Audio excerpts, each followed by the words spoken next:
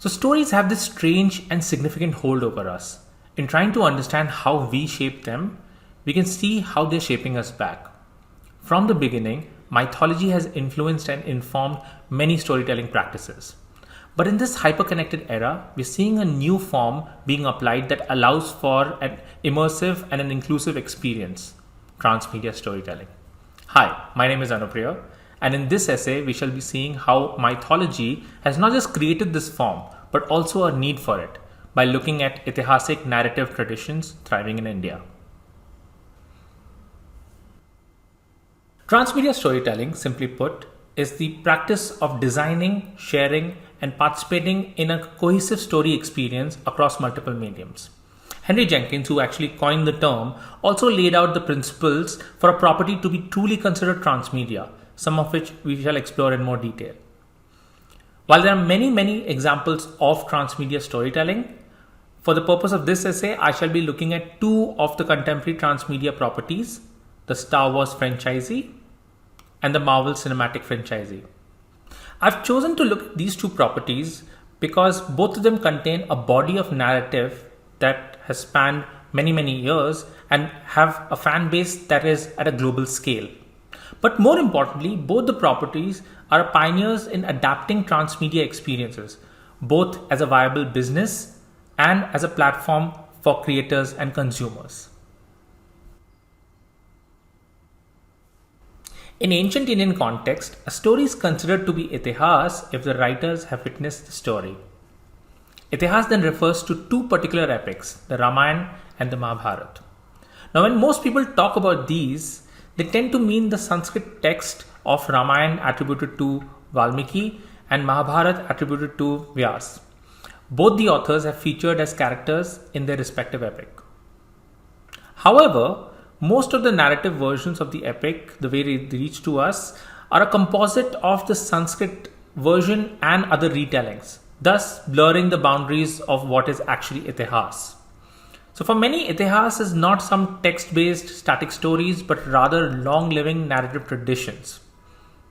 As we shall see, these dominant mythic narratives have not only inspired and influenced contemporary stories, but the connection between the old and the new is not limited to stories, but rather goes into storytelling itself.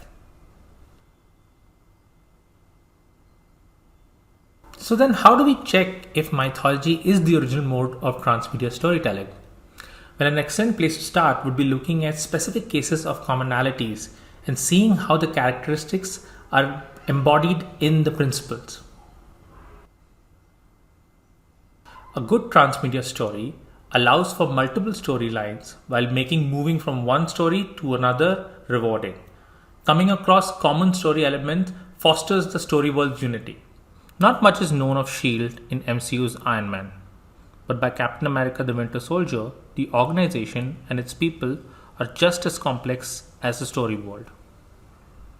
In Mahabharata, it's difficult to pinpoint one cause of war, as it didn't just happen because of Bhishma's adherence to his oath or Shakuni's scheming to get his revenge, but a synergy of these and many more stories that made the war seem as important as it was inevitable. Not everyone will consume all the stories, but by following as many as they can, they'll see how all these fit in together in a continuity. Like its parent comic universe ecosystem, MCU is venturing into multiverses, where iterations of characters and plot points exist. So this allows audiences familiarity with the material to be rewarded and gives the freedoms to the creators to explore possibilities without worrying about the continuity. Despite having several retellings and adaptations, what makes the Itihasic narrative traditions of Ramayana unique is the self-awareness of its own multiplicity.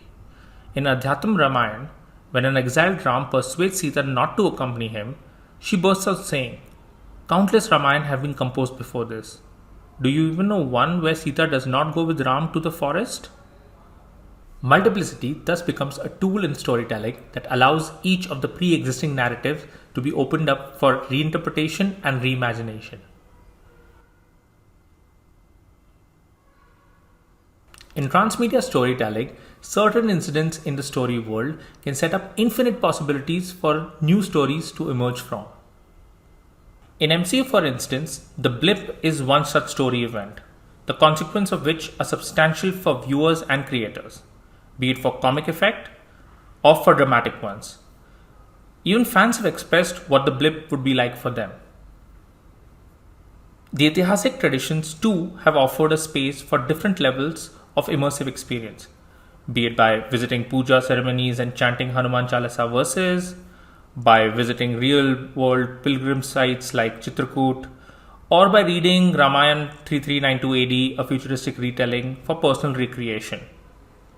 These examples from the tradition and the property show how they're allowing immersion in the story and the story world. The brilliance of Star Wars is that it goes beyond passive consumption and allows for actively experiencing and extracting takeaways. The franchise's Galaxy's Edge theme park in California, USA is fashioned as a trading outpost set in the fictional planet Batu. Visitors, like characters in Star Wars, can use local Batuian spira, a within-world currency, as legal tenders in the park to collect souvenirs and purchase merchandise. Now, the Itihasic traditions too have extractable elements that are linked to the daily lives of the followers. In the Ramayana, Bharat, refusing the crown in Ram's absence, serves as his proxy. He takes Ram's padukas, his slippers, and places them on the throne during his brother's exile.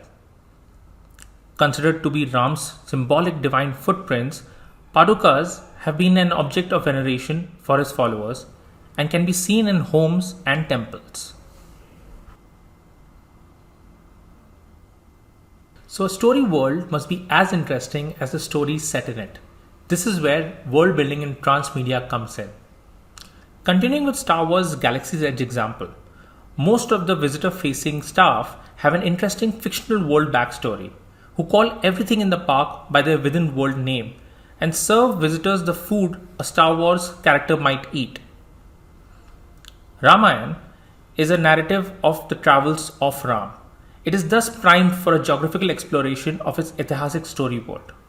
So much so that IRCTC launched an 18-day Sri Ramayana Yatra, a special pilgrimage train tour that fulfills many of the devotees' dreams of entering the world of Ramayana by visiting places that Ram travelled during his exile.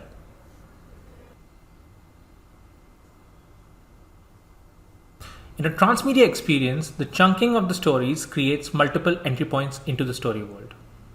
Like the events in MCU's Moon Knight series happen after the Infinity Saga, but in consuming this new story, fans are still entering the MCU, albeit from a new viewpoint.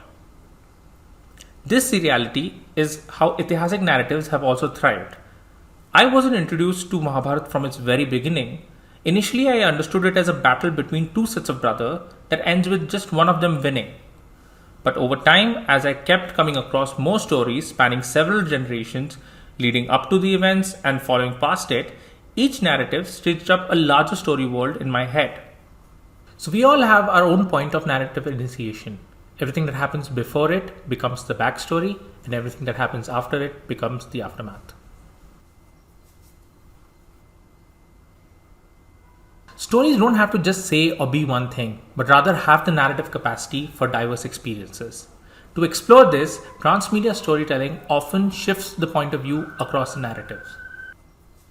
Like in MCU, for Steve Rogers, passing the mantle of Captain America to Sam Wilson seems like a sweet act.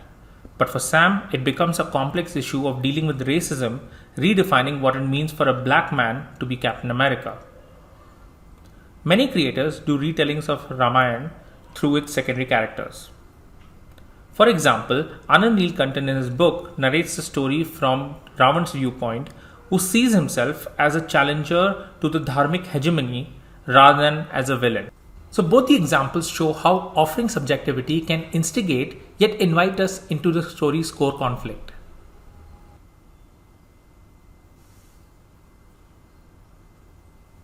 So these transmedial commonalities between media franchisee and mythologies are not just coincidental. Mythology has been cultivating this need for transmedia storytelling. It has in fact created a deep blueprint in a collective psyche for a transmedia experience. This can be observed by two macro phenomena. From a purist lens, mythology becomes about seeking the actual source or the right approach to the stories. This has the potential to dismiss or dictate the larger discourse through exclusions. Take for instance the critical edition of Mahabharata, an ambitious project by Bori where scholars studied over 1200 versions of the epics over 50 years to compile the original text. Now, it's a literary masterpiece in its own right, but it is still a hypothetically constructed text formed in the last century, driven by the need to see the story in its correct form.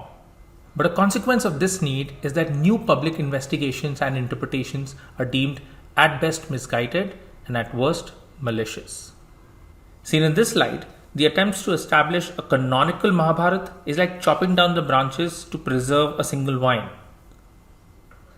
Likewise, in 2014, when Lucasfilm declared Star Wars Expanded Universe material non-canonical, it meant that 38 years worth of all officially licensed story world material outside of the theatrical films was suddenly not acknowledged by the creators.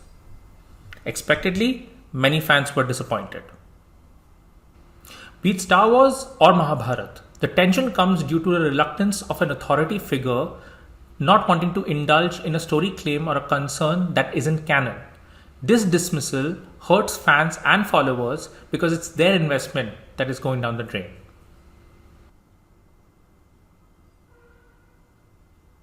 But while some scholars and many self-appointed guardians use the text as a crutch to control, what about the text itself?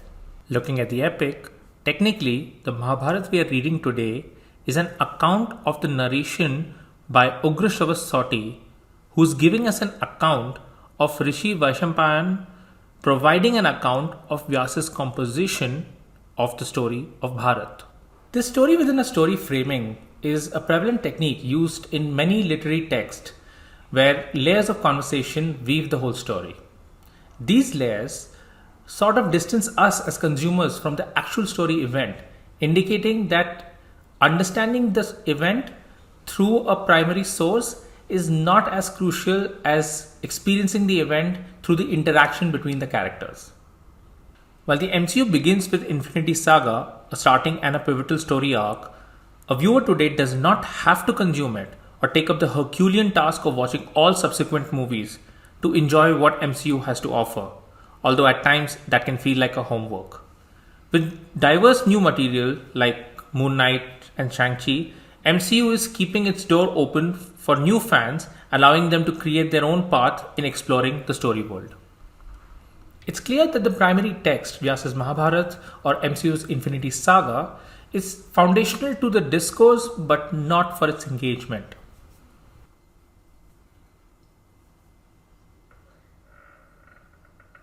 So these two opposing phenomena of trying to contain a story by enforcing a text and the openness afforded by the text itself creates a cyclic pattern of content being rediscovered, resisted, and then revered.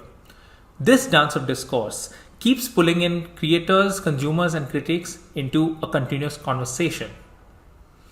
As we have seen, Itihasic traditions and by extension mythologies in many ways can be considered the original mode of transmedia storytelling, having created not just the narratives as a de facto examples, but also a need in us for a transmedia experience. Thank you all for watching and coming on this journey with me. You can follow me for more mythology and storytelling related content. Until next time.